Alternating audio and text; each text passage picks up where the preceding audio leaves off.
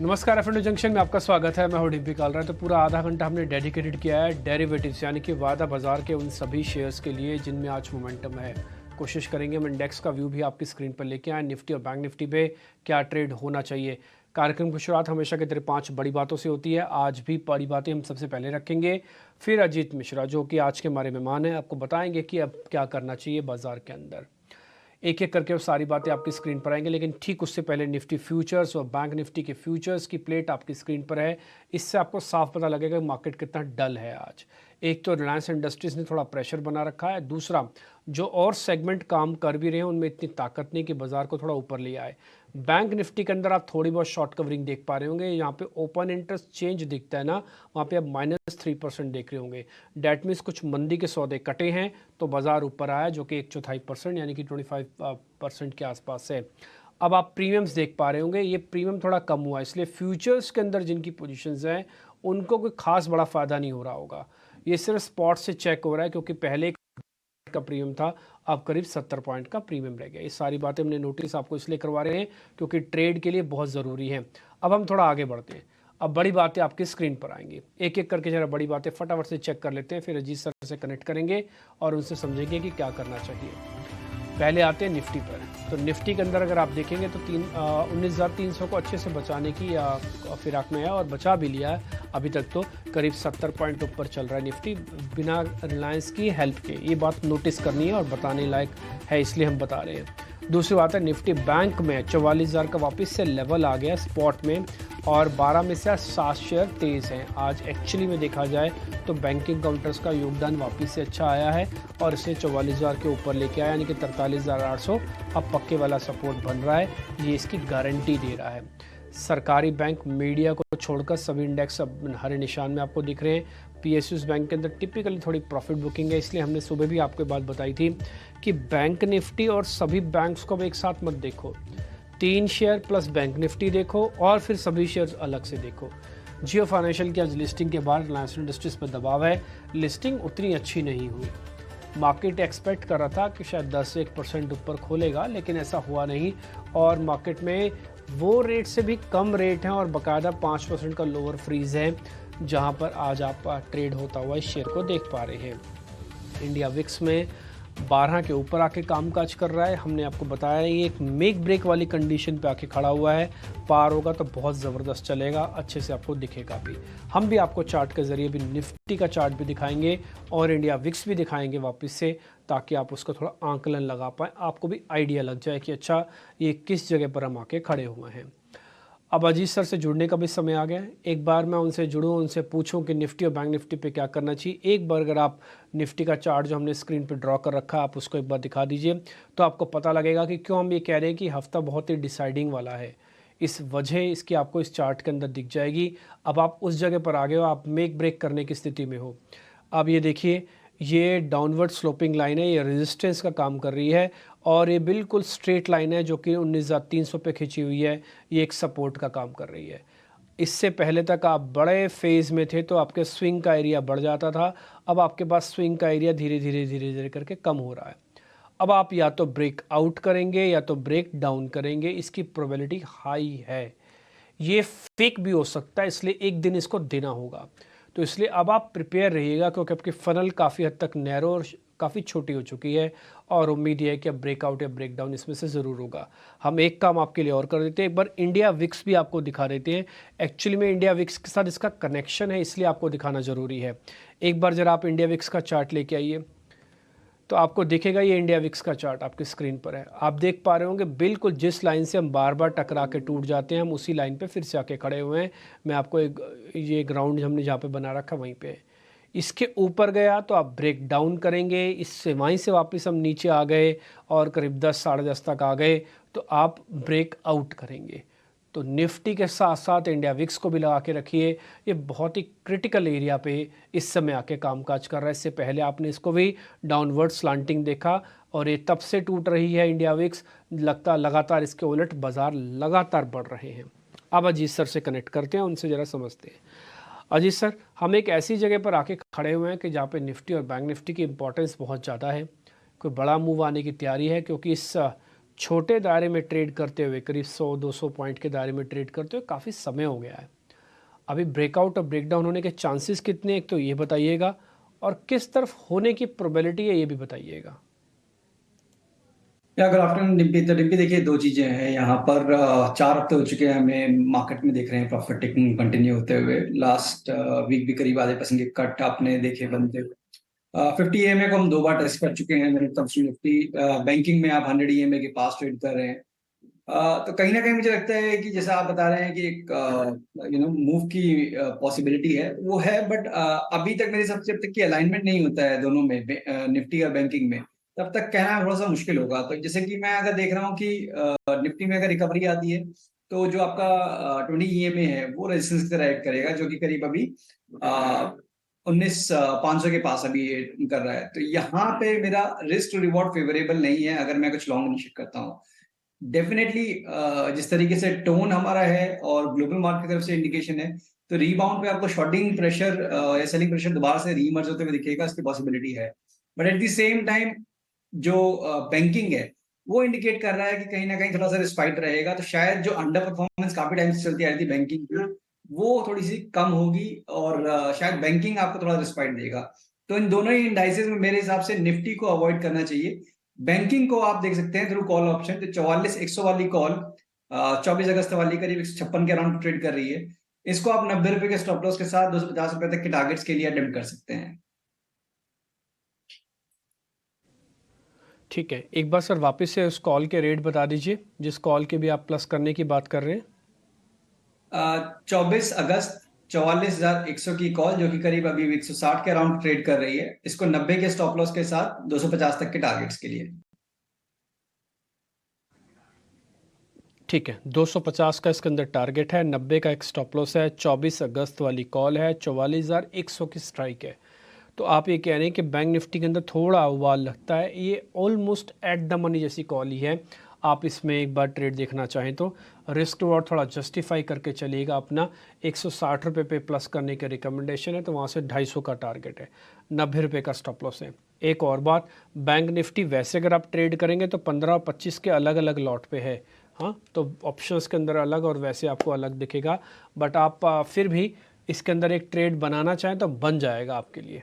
तो bank Nifty थोड़ा aggressive भी दिख रहा है। देखिए हो क्या रहा है ना, आपको थोड़ा लेवल्स के साथ भी चलना पड़ेगा। आज बैंक निफ्टी ने थोड़ा ज़्यादा तेज़ी दिखाई, 44,000 को मेंटेन कर लिया, आ गया ऊपर, 43,800 के डैमेज को भी रिपेयर कर लिया। निफ्टी अभी भी स्ट्रगल कर रहा है, बट इतना बुरा भी नहीं है। वो रिलायंस की वजह से ही दिख रहा है आपको ये 400 के नीचे, नहीं तो 19,400 ये भी होता। बट ठीक है, जो है सो है, जो दिख रहा है आप वैसे ही ट्रेड कीजिए। एक ऑप्शंस का सौदा होगा इंडाइसिस के लिए। कुल मिला के निफ्टी पे no trade, avoid. Bank Nifty पे ऑप्शंस का ट्रेड, वो ऑप्शंस आपके सामने है, कॉल है, थोड़ा सा तेज़ी का रुख यहाँ से बन सकता है, बट इस छोटा पुल बैक होगा, कुछ ज़्यादा बड़े पुल बैक के चांसेस कम लगते हैं। स्टॉक्स की तरफ बढ़ें आगे, तो पहले ताज़ा खरीदारी वाले शेयर्स आपकी स्क्रीन पर आएंगे।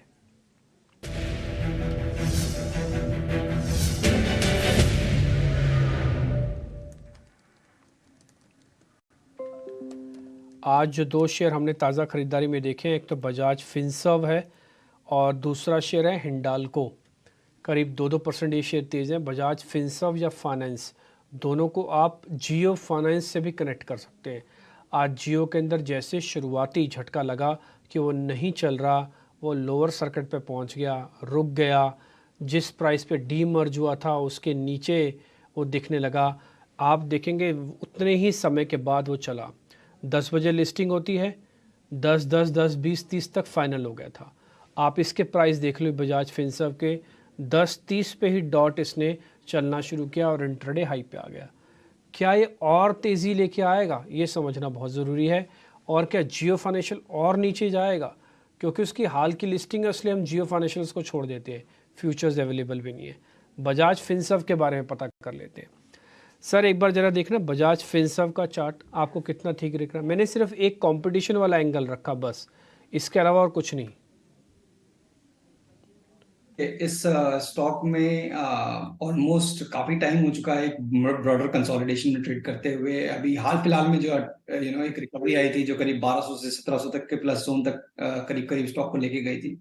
वहां से एक नॉर्मल रिट्रेसमेंट देखने को मिला है। स्टॉक ने अपने लॉन्ग टर्म एवरेजेस के नीचे भी स्लिप हुआ, कुछ दिनों से उसके नीचे ट्रेड कर रहा था, आज को रिक्लेम करने का अटेम्प्ट है। तो डेफिनेटली कहीं ना कहीं ओवरसोल्ड पोजीशन, जैसे कि हमने बात की बैंकिंग में, तो फिन निफ्टी भी अगर आप देखेंगे तो सेम ऑलमोस्ट आपको आइडेंटिकल नजर आएगा कि एक रिकवरी कंपैरेटिवली थोड़ी सी ज्यादा रिकवरी दिख रही है फिन निफ्टी में, जस्ट बिकॉज कि आपको ये फाइनेंस रिलेटेड स्टॉक्स वहां पे रिकवरी है। बट क्या ये एक रिवर्सल है? तो रिवर्सल क्या है, थोड़ा सा जल्दी होगा मेरे हिसाब से। जब तक आप 1520 के ऊपर क्रॉस नहीं करते हैं बजाज फाइनेंस में, फिनसर्व में, तब तक मेरे हिसाब से थोड़ा सा मुश्किल होगा एक डिसाइसिव मूव बनाना। तो अगर आपके पास पोजीशन है, डेफिनेटली आप अटेम्प्ट कर सकते हैं होल्ड करना करीब 1460 के स्टॉप के साथ 1520 तक के टारगेट्स के लिए। बट फ्रेश पोजीशन मेरे हिसाब से भी अवॉइड करना चाहिए। ठीक है, फ्रेश पोजीशन बनाने से भी थोड़ा बचना चाहिए बजाज फिनसर्व के अंदर। वो आपको हम चार्ट के ज़रिए भी दिखा रहे हैं। हमने सिर्फ 2 ही एवरेजेस डाली हमने, कोई और टेक्निकल्स का बड़ा लंबा चौड़ा ज्ञान चीज़ें नहीं डाली है इसके अंदर। तो आप अभी होल्ड ही करके रखिए, 15-20 तक जा सकता है पुल बैक, बट इससे ज़्यादा के चांसेस नहीं है। चार्ट आपकी स्क्रीन पर आएगा तो आपको उसका आइडिया भी लग जाएगा ऐसा क्यों कह रहे हैं। देखिए थोड़ा वीक काउंटर हो रहा है अभी, अभी सिर्फ आज की अटैम्प्ट है। आप इसकी बार देखेंगे ना, ये सिर्फ आज की अटैम्प्ट है, इससे पहले नॉन स्टॉप वीक हुआ है। तो अभी ये 200 दिनों के एवरेज से टकराएगा, ज़्यादा से ज़्यादा 1520 जो सर आपको बता रहे हैं वो 50 दिन की एवरेज है। इसके बाद ही फाइनल होने पर चलेगा। डेली बेसिस पर चार्ट है, टिपिकली थोड़ा स्विंग के लिए देखे जाते हैं। आप आर्ली देखना चाहें तो आपको वहाँ पे भी उतनी अच्छी तस्वीर नहीं दिखेगी। ठीक है, तो बजाज फिनसर्व का चार्ट हमने और लेवल्स के ज़रिए हमने आपके सामने क्लियर करने की कोशिश की है। आगे बढ़ते हैं सर, एक शेयर और भी था इसके अंदर, हिंडाल्को, उसमें कोई सौदा है क्या सर हिंडाल्को में? हिंडाल्को इनफैक्ट मेरी रिकमेंडेशन फॉर द डे भी थी डिम्पी। यहाँ पे जैसे कि मेटल स्पेस में आप देख रहे हैं कि करेक्शन कुछ खास नहीं आया है। अगर आप पिछले करीब 3-4 वीक का अगर आप चार्ट देखेंगे निफ्टी मेटल इंडेक्स का, तो कहीं ना कहीं एक स्ट्रेंथ जरूर दिखा रहा है, एक नॉर्मल कंसोलिडेशन अपने रिकॉर्ड हाइस को रीटेस्ट करने के बाद। तो हिंडाल्को में भी एक राइजिंग चैनल में आप ट्रेड कर रहे हैं। अभी ऑफ लेट लोअर बैंड के पास उस चैनल के आपने एक बेस बनाया, आप दोबारा से एक रिकवरी देख रहे हैं। तो मुझे लगता है करीब 460 तक के लेवल्स पॉसिबल हैं यहाँ पे। 442 के स्टॉप लॉस के साथ आप हिंडाल्को को डेफिनेटली लॉन्ग के लिए देख सकते हैं। इसको लॉन्ग के लिए देखा जा सकता है, इसलिए एक होल्ड हो गया, एक लॉन्ग हो गया। जो लॉन्ग वाला है वो ज़्यादा ठीक है। हिंडाल्को आप 460 इसको टारगेट मान के चलिए और 442 का एक स्टॉप लॉस लगाइए। होल्ड वालों को आप, ठीक है आपके पास है तो ठीक है, लेकिन मेरा भी बजाज फिनसर्व को लेकर कोई बहुत बड़ा एग्रेशन नहीं है, तो इसलिए आपके लिए होल्ड हमने डाल दिया। 1520 तक का टारगेट है, अगर चला तो 250 दिन की एवरेज को टेस्ट करेगा, ब्रेकआउट कर देगा, चांसेस कम लग रहे हैं फ्रैंकली स्पीकिंग। हिंडाल्को उसके चांसेस थोड़े ज़्यादा हैं, इसलिए हिंडाल्को सीधा बाय में आ गया। शॉर्ट कवरिंग के जल्दी से 2 शेयर देख लेते हैं, फिर ब्रेक भी लेंगे। पहला शेयर है परसिस्टेंट, आपको स्क्रीन पे चार्ट भी दिखा देंगे। दूसरा शेयर है LIC housing finance. LIC housing finance और परसिस्टेंट दोनों चेक कर लीजिएगा। परसिस्टेंट के अंदर मेरे को एक अच्छी खूबी दिखी है कि अपने हाइस को 1 2 3 4 चौथी बार ये अटेम्प्ट करके उसी जगह पर खड़ा हुआ है। यहाँ से चला तो बहुत अच्छा चलेगा, नहीं तो फिर फेस फंस भी सकता है। आप देख पा रहे होगे पहले के डबल टॉप बने हुए हैं और उसके बाद फिर से मल्टीपल टॉप हैं, वहीं पे हम रुके भी हुए हैं। सर एक बार ज़रा चेक कर लेना परसिस्टेंट और LIC। देखिए persistent Dimpy one of the best stock, अगर मैं बात करूं मिड कैप आईटी स्पेस में से, जिस तरीके से इसकी परफॉर्मेंस रही है हाल फिलहाल में। बिरला सॉफ्ट परसिस्टेंट, शायद काफी टाइम हमने स्टॉक को शेयर भी किया है कि ड्यूरिंग, अगर आपको आईटी में देखना है तो डेफिनेटली ये बेटर कैंडिडेट्स हैं। क्यों? क्योंकि जब भी आईटी में प्रेशर आता है तो ये कहीं ना कहीं साइडवेज हो जाते हैं, और उसके बाद फिर जब भी आप रिकवरी देखते हैं तो काफी स्ट्रॉन्ग रिकवरी होती है। तो मेरे हिसाब से एक बेस फॉर्मेशन हो रहा है करीब 46-50 के जोन में। जल्दी एंड होना चाहिए, ब्रेकआउट आएगा करीब 51 से 50 के ऊपर। तो एक्यूमुलेशन के हिसाब से अगर आप जैसे कि एक्यूमुलेट करना चाहते हैं आईटी में, तो डेफिनेटली एक अटेम्प्ट कर सकते हैं। 47-47-50 ये आपका एक स्टॉप लॉस रहेगा, और 5100 के ऊपर करीब 53-5400 तक के भी पोजिशनल टारगेट्स पॉसिबल हैं। LIC एक डिस्क्लोजर भी हमने रिकमेंड किया था आज अपने मॉर्निंग में अपने क्लाइंट्स को, जहां पे कि हमारा इंट्राडे का टारगेट करीब 428 का है, 414 के स्टॉप लॉस के साथ। ओके ठीक है, परसिस्टेंट पे अभी भी आप बुलिश दिख रहे हैं, 5150 का आप टारगेट दे रहे हैं। LIC पे भी एक हमने ट्रेड के तौर पर कन्वर्ट किया, इसको एक बार आप देख लीजिएगा। हालांकि अगर आप वैसे देख रहे हैं तो परसिस्टेंट में आपको टारगेट स्टॉप लॉस के हिसाब से ज़्यादा ठीक लगेगा आपको। एक बार वापस से परसिस्टेंट का भी टारगेट स्टॉप लॉस लेके आइएगा, 5150 आपका टारगेट है, और उम्मीद तो है यहाँ से चल जाना चाहिए। परसिस्टेंट 4750 का एक स्टॉप लॉस हो गया। और ये LIC है 415 और 427। LIC हाउसिंग, ऊपर LIC हाउसिंग लिख दिया, 2 शेयर हो गए LIC के, अब कन्फ्यूजन ना हो जाए इसके लिए। LIC हाउसिंग है ये शेयर जिसके बारे में हम डिस्कस कर रहे थे। खैर एनी हाउ, दोनों शेयर्स के लेवल्स आपने अच्छे से नोट कर लिए होंगे, स्टॉप लॉस आपकी स्क्रीन पर आ चुके हैं। इसी वाले शेयर हमने डिस्कस कर लिए, जरा मंदी वाले शेयर्स पे आ जाते हैं और कुछ शॉर्ट्स यानी कि बिकवाली वाले शेयर जब आपकी स्क्रीन पर आएंगे।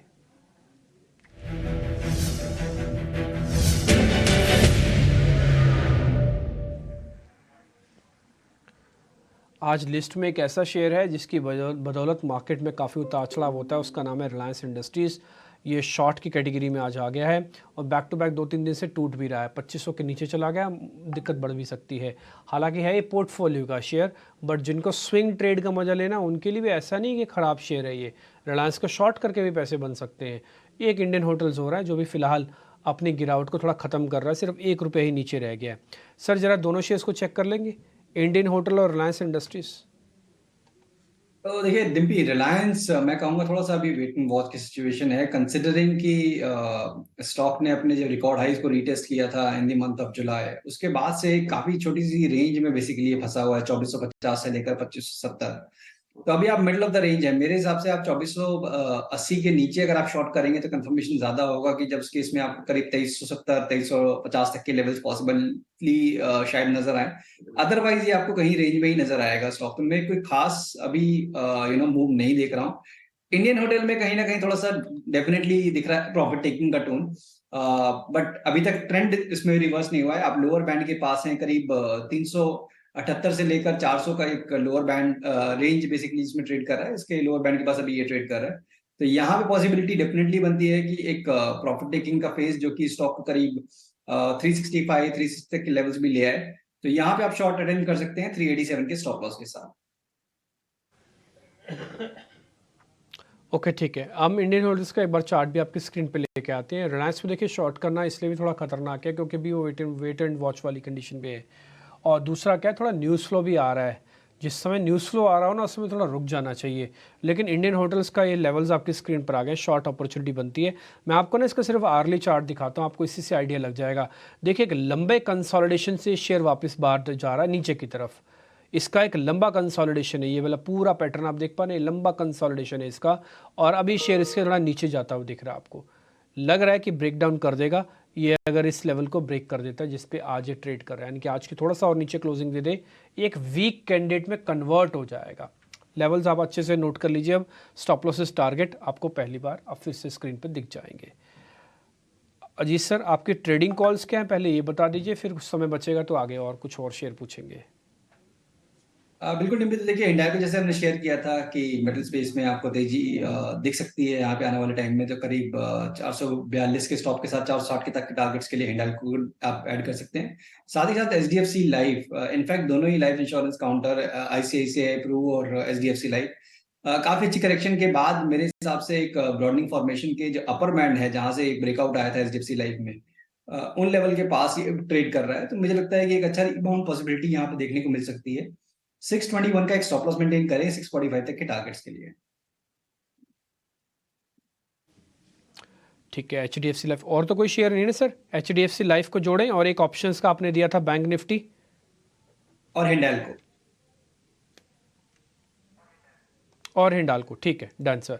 हिंडाल्को भी आपकी लिस्ट में था, HDFC आपने बता दिया, हिंडाल्को पहले डिस्कस हो गया था, और इसके अलावा एक ऑप्शंस का सौदा और है सर की तरफ से जो कन्वर्ट हो गया है। इसके अलावा शेयर हमने पूछे थे, सर ने उसका स्टॉप लॉस टारगेट देख के आपको बता दिया। उम्मीद करते हैं कल जब हम रिपोर्ट कार्ड आपके सामने लेके आएंगे तो काफ़ी बेहतर फॉर्म में बना हुआ दिखेगा। अजीत सर बहुत बहुत शुक्रिया, थैंक यू वेरी मच आज समय देने के लिए। अच्छे से आपने बताया, स्टॉक्स और इंडाइसिस पे व्यू दिया, इसके लिए बहुत शुक्रिया, थैंक यू वेरी मच। आगे बढ़ते, देश में गाड़ियाँ जब आप खरीदते हैं ना तो आप कई फीचर्स चेक करते हैं, उसमें क्वालिटी चेक करते हैं, स्पीड चेक करते हैं, गियर चेक करते हैं, और कई बार अब ये रेटिंग का बड़ा पैमाना बनता जा रहा है कि वो क्रैश टेस्ट में कितने नंबर लेके आते हैं। अभी तक वो रेटिंग विदेश से होती थी, अब वो रेटिंग भारत में खुद भी दी जाएगी। इसको लेकर नितिन गडकरी कल एक बड़ा खुलासा करने जा रहे हैं। तो आइए समीर से समझ लेते हैं ये रेटिंग क्या होगी, कैसे मार्क किए जाएंगे और इसके क्या मतलब है। समीर बताएं आप। ऑटो सेक्टर के लिए बड़ी और अहम खबर, ग्लोबल एनकैप की तर्ज पर अब भारत का अपना खुद का car crash test safety mechanism होगा, जिसके आधार पे रेटिंग दी जाएगी कार को। और इससे सरकार का मत यह है कि भारत में सुरक्षित गाड़ियों को बनाने का और इसकी बिक्री करने का चलन बढ़ेगा। ये ग्राहकों के लिए, कंज्यूमर्स के लिए भी अच्छी बात रहेगी, तो साथ ही साथ ऑटो इंडस्ट्री के लिए भी ये एक अच्छी बात रहेगी कि वो सेफ गाड़ियां बनाएंगी जो ग्लोबल स्टैंडर्ड को मैच करेंगी, तो वो उसकी बिक्री डोमेस्टिक मार्केट में भी बढ़ेगी और ग्लोबली भी उसकी बिक्री काफी बढ़ेगी। तो भारत का अपना भारत एनकैप जो टेस्ट है, इसकी औपचारिक शुरुआत या लॉन्च 22 अगस्त को केंद्रीय परिवहन मंत्री नितिन गडकरी करने जा रहे हैं। भारत एनकैप को आप यूं समझ लीजिए कि जो भी कार निर्माता है वो स्वेच्छा से, अपनी मर्जी से अपनी कार को भारत एनकैप टेस्ट के लिए दे सकते हैं एजेंसी को, और उस कार का अलग अलग पैमानों पर टेस्ट होगा। जो क्रैश टेस्ट होता है, यानी कि गाड़ी को अलग अलग कृत्रिम माहौल में उसको टकरा करके चेक किया जाएगा कि सेफ्टी के पैमाने पर वो कार कितनी सुरक्षित है। तो भारत का अपना ये टेस्ट होगा और फिर उस टेस्ट के आधार पे क्या रेटिंग मिलती है वो कार को दी जाएगी। जो ये भारत एनकैप होगा, ये पैसेंजर गाड़ियों के लिए होगा, जिसकी और उन पैसेंजर गाड़ियों के लिए होगा जिनकी अधिकतम क्षमता 3.5 टन है। इनको टेस्ट किया जाएगा और उसी के आधार पे जो एडल्ट ऑक्यूपेंट है और साथ ही साथ चाइल्ड ऑक्यूपेंट, इन दोनों के लिहाज से रेटिंग दी जाएगी। जितनी भी बड़ी कार निर्माता है, मसलन मारुति, हुंडई, टाटा, ये जितनी बड़ी कार निर्माता है, इन्होंने पहले ही भारत एनकैप का स्वागत किया है, एक सकारात्मक संदेश दिया है कि वो भारत एनकैप को पूरी तरीके से समर्थन करेंगे। लेकिन जब ऑफिशियली लॉन्च होगा, उसके बाद कितना ये लोग अपने नए प्रोडक्ट को भारत एनकैप की टेस्टिंग के लिए देते हैं और उस रेटिंग पर कितना यकीन करते हैं, उस रेटिंग के आधार पर बाजार में कितना अपनी कारों की बिक्री कर पाते हैं, ये देखने वाली बात बहुत दिलचस्प होगी। फिलहाल ऑटो सेक्टर में ये बड़ा बदलाव है कि अभी जैसे ग्लोबल एनकैप, जितनी भी भारतीय कार कंपनियां हैं, ये अपनी कारों की सुरक्षा के लिए ग्लोबल एनकैप, एक ग्लोबल एजेंसी है, उसके पास जाती है, कार क्रैश टेस्ट कराती है और रेटिंग को पैमाना मान करके उसकी बिक्री के लिए या फिर ग्राहकों के पास जाती है। बहुत शुक्रिया समीर, आपका ये सारी पूरी जानकारी देने के लिए, बताने के लिए कि एक्चुअली इसका मतलब क्या और इसके क्या फ़ायदे होंगे। बहुत शुक्रिया। फिलहाल इस कार्यक्रम से भी इतना ही। नमस्कार।